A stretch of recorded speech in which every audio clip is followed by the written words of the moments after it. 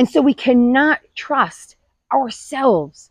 We have to trust something outside of ourselves. What better thing to trust than the maker of the universe? How can you trust anything that isn't something that created the universe?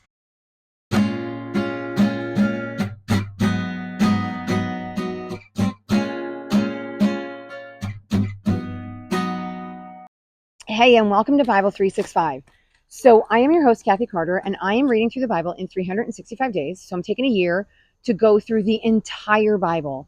I am hoping that you will all read along with me, that I won't be reading on my own and just sharing my own thoughts, but I'm hoping you will read. You are going to try and come to a greater understanding, and then you listen and kind of like join along with me, and maybe it'll help you, right? It's just going to sort of deepen it and help your relationship and help you understand the Bible more. I think that the Bible is the most important thing that you will ever read. And I think that the fact that we have the freedom to read it in some ways actually makes it our responsibility to read it. So I am using a reading plan, and it's called the 1-Year Chronological Bible Reading Plan. And it's from a company called oneyearbibleonline.com. So if you are here for the first time, you would just go on that site, download their free reading plan, and make sure it's the chronological reading plan, and then just use your own Bible to go along with it. Although I have heard from some people that it's kind of a bit of a pain, which it is, because like today you're going to be in 2 books, but I think yesterday we were in like 4 books. And so it definitely is a bit of a pain. If you can purchase they actually do their own. And so if you can purchase it, that's great. It comes in 3 different forms, I think. New Living Translation, New King James, and this is the New International Version, the NIV. So that's probably the easiest way to do it. But again, I have no affiliation with the company. I just like the way that they put it into order. Anyway, today is day 242, and we are reading Jeremiah. So it's Jeremiah 42 through 44, and then Ezekiel 33, 21 to 33. Those are the verses. So 2 minutes of history. Right now, we are in the taken over nation of Jerusalem. So Jeremiah is living in Jerusalem. It has been taken over by King Nebuchadnezzar, who is the king in Babylon. He, in essence, in this time, which is like the 580s, give or take, he really owns most of the area. They are a massive kingdom at this point. Egypt is still a massive kingdom, so they haven't really taken them over yet. But other than that, they've really taken over a huge amount of that area, kind of taken over everything. And then Jerusalem was left, but they're no longer left. The Israelites have been taken over because they have turned away from God. And God has told them for, I couldn't tell you how long, but let's just say if it's just been in the near future, let's just say it's the generation that he's talking to right now.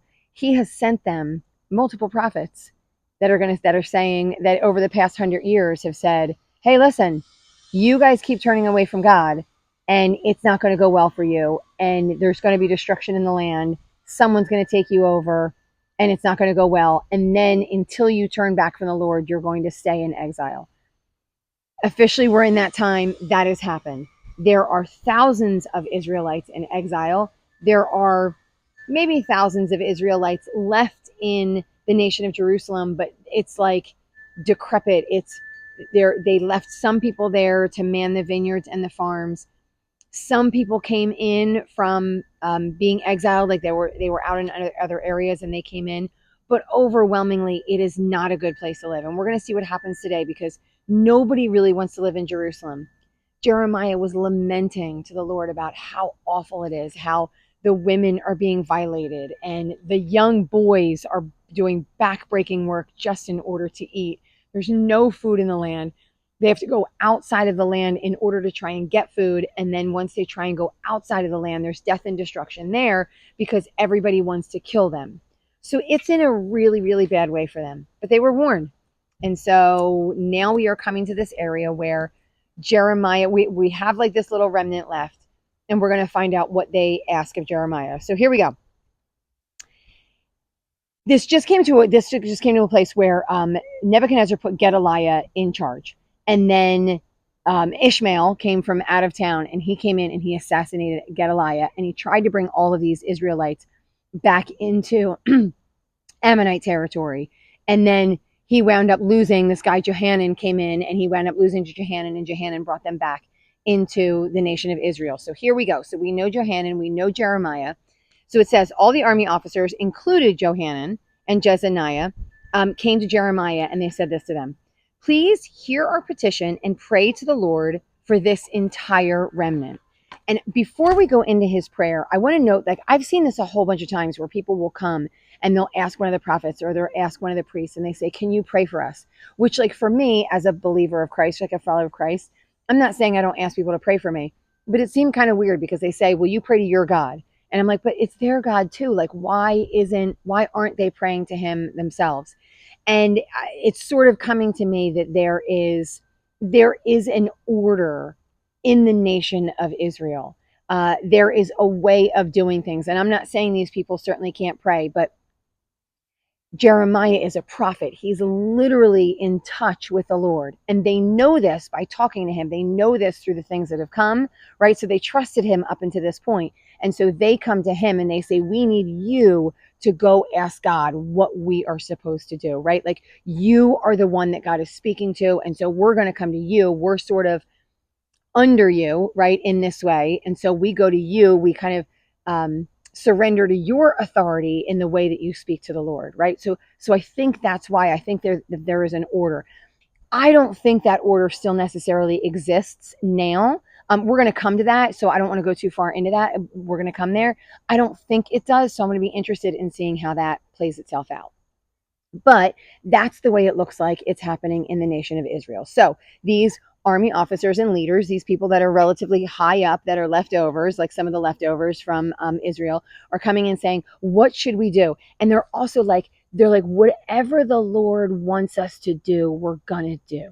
Right? So it's not like they just said, oh, give us our options. Right? Like, you're a great general. What are our options? If we go there, what's going to happen? If we go there, what's going to happen, right? They're not playing out their odds. They literally say to him, what does the Lord want us to do? And then Jeremiah says, I will certainly pray, right? And I'll tell you everything the Lord said. And they said, listen, may the Lord be a true and faithful witness against us if we don't act in accordance with everything that you say we're supposed to do. Whether it is favorable or unfavorable, we're going to obey you. They're so desperate. And they are, like, there's famine, there's death, there's destruction, there's plague, it's been horrible. It's not like it's been a week since they came in and took everything over. There's been time, right? And so they're feeling the pangs of everything that's going on. And they're like, we're going to do whatever he tells us to do, which we're going to find out. They're obviously not going to do whatever he tells them to do. They're obviously not that desperate. So they say, we're going to do whatever you tell us to do.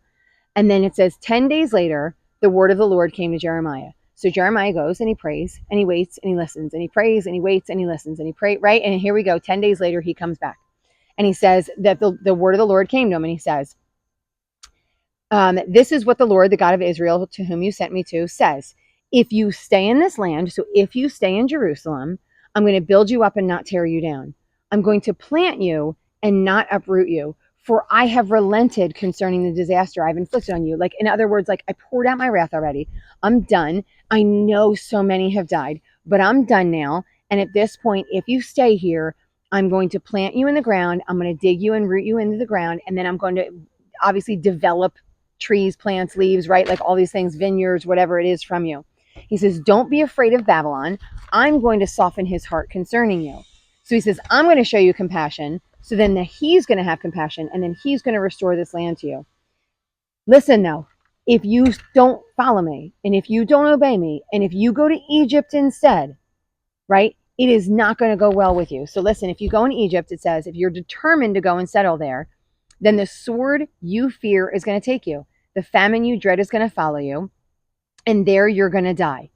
So I had this image when he says this. So in the very beginning, he's like really nice, and he's really gentle, right? Like, so I'm going to plant you. I'm going to uproot you. I'm going to give Nebuchadnezzar compassion on you. And then, but if you don't, everything you fear is going to come back to you. I don't know if you guys have ever seen Lord of the Rings, but there's this scene in Lord of the Rings. I think, I want to say her name is Gamaliel, but I could be wrong. It's the Elven Queen. And Frodo tries to hand her the ring. And then she said, oh, I could be this amazing queen and I could rule justly and kindly, or because the ring has a lot of power, or I could turn into this great, overpowerful, right, like thing that destroys everything. That's the image I have of God when he talks to them. I'm going to show you love and compassion because I love you, or you're going to disobey me and everything is going to come against you. Right. And so looking at this image of God, God wants to love on his people, but they must obey him. He has opened a way for him, but they must obey him. By the way, he gave them this land. He wants them to have this land. This is the land of milk and honey. He wants them to be there. This is not willy-nilly. This is not like, well, I know that you lived here for a couple of years and it's nice and, some good things have happened, but you know what? You can just do that somewhere else. This is the land that he has promised since the beginning of time. This is where they started. This is where he wants them to be. This is the land that they didn't work for after they were saved out of Egypt, right? He just planted them in this land because that was God's fertile soil, and he wanted his ambassadors to have that land. And they're like, I don't like what you're saying, right? So he says all these things, and then he follows up, and I feel like in verse 19, I feel like it takes a little bit of a turn. So all the way up to verse 19, he says, this is what's going to happen. My anger and wrath are going to be poured out of all of you who live in Jerusalem. So my anger, so will my wrath be poured out on you when you go to Egypt. You're going to be a curse, right? Like, so if you disobey me again, my anger and wrath are going to be poured out on you, right? Like my anger and wrath have been subsided. But if once again I tell you to do something and you decide to disobey me, it's coming all back again, right? It's going to bubble back up again. And then Jeremiah says, remnant of Judah, the Lord has told you, do not go into Egypt, right? Like he's made this clear. The Lord has told you this. I warn you today that you made a fatal mistake when you sent me to the Lord your God and said, pray to him. I have told you today, but you still have not obeyed the Lord. And the reason I say I feel like this is a different time slot, because it looks like he tells them, and then he comes right into this other section and says, you didn't obey. Well, they didn't really have the time not to obey yet. So I feel like this kind of like after section has maybe been written in a slightly different time. Obviously it coincides with the story, but just be sure that like, it looks like he sees that they disobey. And then once he sees that they disobey, he's like, that's a huge mistake. And then he says, so now be sure of this. You will die by the sword, famine, plague in the place where you want to settle. And then we're coming down to 43. And 43, I feel like, tells the story a little bit better. When Jeremiah finished telling these people, right, when he told them everything, Azariah, Johanan, and all of the arrogant men said, you're lying. That's not what God said. God doesn't want us to stay in Jerusalem. He's like, Baruch, remember we heard this guy before. This was the guy who dealt with Jeremiah earlier. Baruch is inciting you against us because he wants to hand us over to the Babylonians. I don't even know where they came up with this. I want to call it a conspiracy theory because that's the kind of generation that we're in. But you wonder, like, where did they come up with this? They went to Jeremiah because they believed he spoke to the Lord. They believed he was a prophet of the Lord. But then when he comes back, they go, I don't believe what you said. Be careful. Guys, be careful. Be careful of who you inquire from. And then be careful that when you do inquire, because you trust and believe, that you listen and you obey. Like, if you don't want to listen to what they say, then don't ask them in the first place. So why are you going to go to a mentor, right? Like somebody you believe that follows the Lord and loves the Lord, and you're going to go to them and say, what should I do in my marriage? Or what should I do with my kids? And then they say, I inquired of the Lord, I've been in prayer about it, and this is what I say, this is what I see in you, this is what I see in them, and this is what I see in the situation. And then you go, I'm not going to do that. I don't think that's right. Like, then why'd you inquire of them in the first place? Do you trust them as faithful followers of the Lord, or don't you? Obviously, this is even bigger than that. Like I'm talking about a little tiny little, this is bigger than that, right? They inquire of a prophet of the Lord who, by the way, everything he said has come true so far. All right, so they say you're lying. And then Johanan and all the people disobeyed the Lord's command. All the army officers, they led the remnant away. So not only did they leave, but then they led that remnant, like people that started coming back in from all the other nations. They took all of them and they led them away as well. They tried to leave everybody in the town of Jerusalem away as well. They're trying to take all of them down into Egypt. As a matter of fact, they even take away Jeremiah and Baruch with them, and they make them coming down with them. So then they entered Egypt in disobedience to the Lord and went as far as Tapanhes.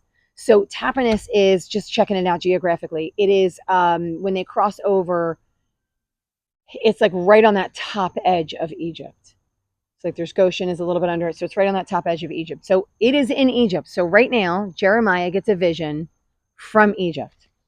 So it says, the word of the Lord came to him while the Jews were watching. Take some large stones, bury them in clay right by the gate of Pharaoh's house.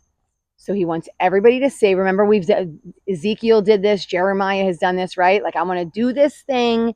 And then when I do this thing and they all see you doing this kooky thing, then I'm going to explain to them what it means. So he does this kooky thing. He goes and he buries these stones in clay underneath by the gate.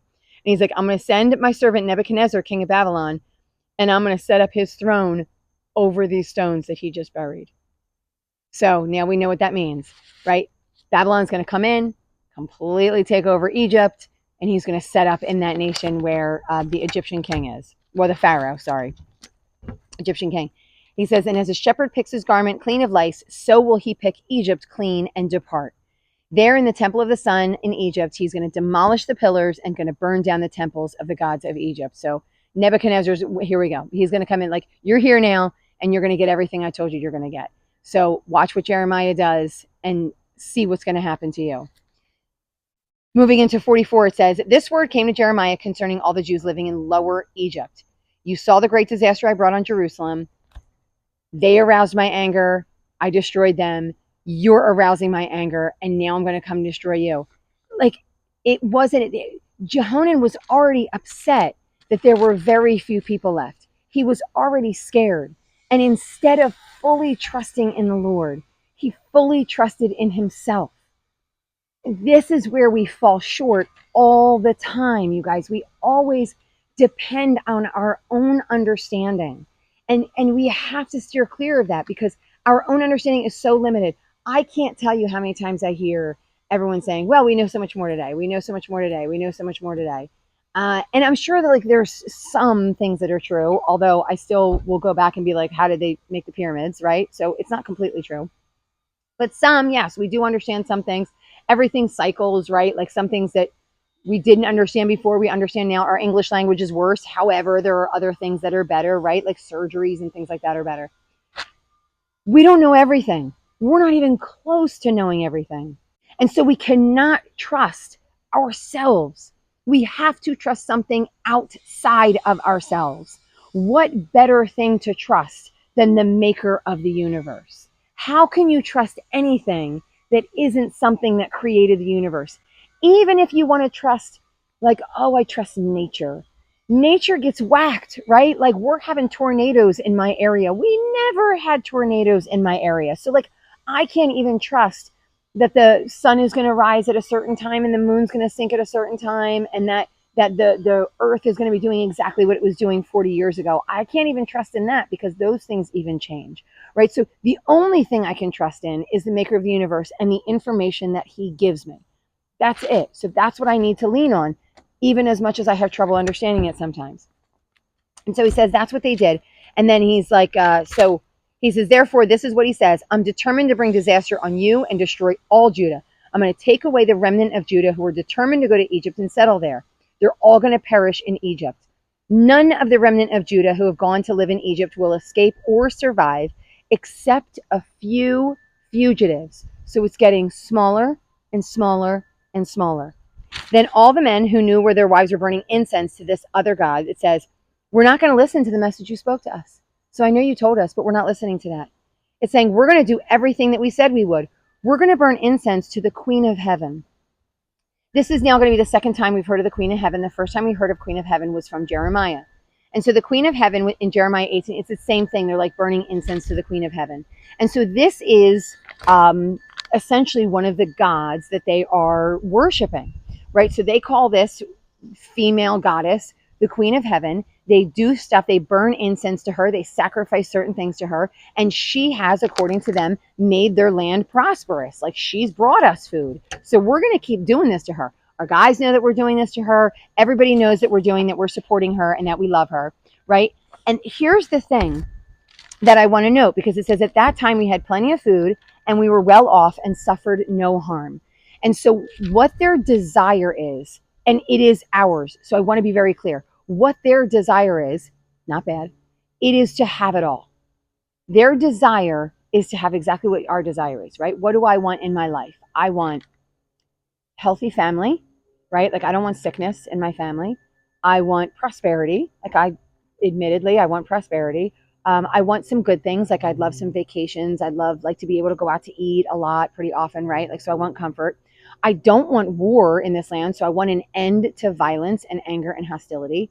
Right. Like those are the majors.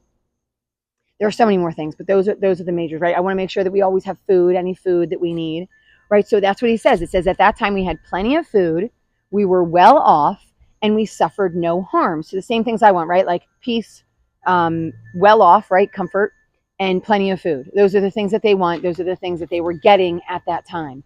This is why we must worship the Creator and not the thing. So if you worship the Creator, no matter what you get, it might be good, it might be bad, right? He's not saying don't lament and don't be sad if things don't go your way. But no matter what you get, you still worship the Creator. Your worship for the Creator does not change. So if you get sick, your worship for the Creator doesn't change. If you lose your job, your worship for the, right? Because you know who He is. So no matter what comes your way, He is still who He is. If you worship the thing, right? Like if you worship, I want to make sure that I'm not hungry. And if I worship the thing, I'm going to go to anyone and I'm willing to do anything in order to get that thing. If I worship financial gain, I'm going to probably do any job, a job that God may not call me to, just in order to get that gain. So what you worship is what you do, right? And it is how you respond to things. So we have to worship the one who creates, not anything else that He gives us. If He gives it to us, great. If He doesn't give it to us, great, right? He is still King of the universe. He is still Maker. He is still the Lord. And that's where our focus needs to be. That's where they lost focus. That's where we lose focus. And I hope that you take this home with you, because I would think if you're in prayer about it and you're thinking about it, I'm going to guess there is something that you worship that you're willing to bend in order to get, right? And what does that look like? And then what does that mean, right? Then what do we have to do? What steps do we have to take in order to not do that? So they're still going to worship the thing, right? They are worshiping for the thing. So Jeremiah says, did not the Lord remember to call to mind the incense burned in the towns of Judah and the streets of Jerusalem by you and your ancestors, your kings and your officials and the people of this land? Because you have burned incense and have sinned against the Lord and have not obeyed Him, right? The disaster has come upon you. What just happened is because you did this. Do you think He didn't see it? Do you think He didn't know? That's why we're in the predicament we are in right now. He said, so go ahead, do it. Keep your vow to go worship something else. But hear the word of the Lord. I swear by my great name, says the Lord, that no one from Judah living anywhere in Egypt will ever again invoke my name. So that's it. You are cut off from me completely. For I am watching over them for harm, not good. So you keep worshiping that thing. But I tell you right now, I'm done with you. My relationship with you is over. You have turned your back on me for the last time. You worship your other deities, and I'm done. And my nail is going to be harm for you and not good. He said, then the whole remnant of Judah who came to live in Egypt will know whose word will stand, mine or theirs. You're going to see what's going to happen, right? Like, is Jeremiah telling the truth or isn't he? And you're going to see it, and you're going to see it really soon. He says, this is what the Lord says. I'm going to deliver Pharaoh, Hophra, king of Egypt, into the hands of his enemies who want to kill him. So now you're right here trying to be protected in this land, and I'm going to deliver this entire land over to Babylon. That ends. That doesn't end for us for today, but that ends our section in Jeremiah. And now we've got this little section in Ezekiel, and this is where Ezekiel finds out what's happened. So it says, in the 12th year of our exile, in the 10th month, according to Ezekiel, he gets word that says the city has fallen. And now the evening before, he had a vision. So the evening before this, a man came and he opened my mouth before the man. And so I was no longer silent, right? He had to be silent before. Then the word of the Lord came to me and said, the people living in the ruins of the land of Israel are saying, Abraham was only one guy. He got this land. And he says, but this is what the sovereign Lord says. Since you eat meat with blood still in it, remember he's talking to the Israelites. Since you eat meat with blood still in it, should you possess the land? Since you do all these other awful things, should you all these detestable things, should you be possessing the land? Like, who do you think you are to say that you should be possessing this land? All the things that you've done against me. As surely as I live, those who are left in the ruins will fall by the sword. Those out in the country I'm going to give to wild animals, and those in the strongholds and caves will die of a plague. Now, these are the things that we've heard before from Jeremiah, but Ezekiel's now getting this word, and he's sharing it with all of the exiles, right? So these things we already know. It says, the mountains of Israel will become desolate so that no one will cross them. As for you, Ezekiel, son of man, your people are talking together about you by the walls and the doors of the houses. Come and hear what's come from the Lord. My people come to you as they usually do and sit before you to hear your words, but they don't put them into practice. So even these exiles aren't listening to me. Their hearts aren't turned towards me. They come in there and they're like, oh, you say such nice things. And right, they pretend that they're listening, but their hearts are turned towards wickedness. It says their hearts are greedy for unjust gain. This is another soul searcher, guys. Do you listen, but your heart is still greedy for unjust gain? I want to be sure that that doesn't make you someone who sins, right? Like that makes you need to be wary of those things. I know that we've been told that our hearts are wicked, but it shows here that you can still be listening and sit there and talk and have a conversation and be amongst people that are like you, right? That call themselves followers, and you can still be towards unjust gain. And the Lord knows your heart. Our hearts need to be fixed. We need to allow God to fix our hearts.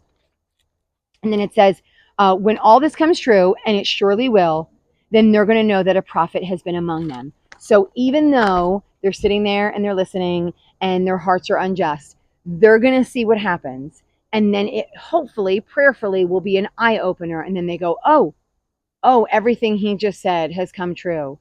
So now we recognize that there is a prophet among the Lord. That's where we're ending today. That's a big finisher. So we're done for today in Ezekiel. If this has been a blessing to you guys, I want you to like, share, and subscribe to the channel. As always, I want you to share it with people. Get people reading their Bibles. Don't be the only one. We have such freedoms here. Use the freedoms you have to surrender yourself to the Lord. Please, I'm begging all of these people reaching out to you to just listen and follow the Lord more than you are doing now, right? So listen and follow and do what he asks you to do. Be obedient, unlike the people of Israel. When you are done, I want you to like, share, and subscribe, right? And then I want you to keep reading, right? Always in the meantime. And I'll see you guys next time.